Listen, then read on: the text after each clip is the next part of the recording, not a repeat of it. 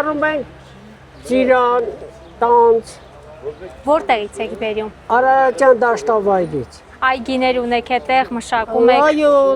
տնատեղում ենք, մշակում ենք, բերում ենք, վաճառում ենք, բայց տակը պայն չի մնալու։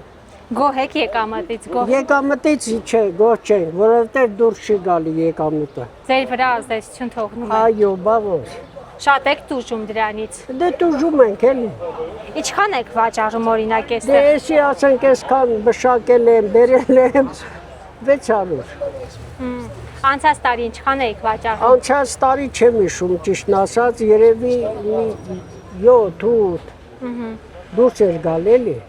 Հետո չէի գալի շուկա։ Հիմա բողոքում է։ Հիմա բողոքելը որն է, որ ապրանքը դուրս չի գալի։ Գալիս ձեր այգուց էին գնում։ Այո։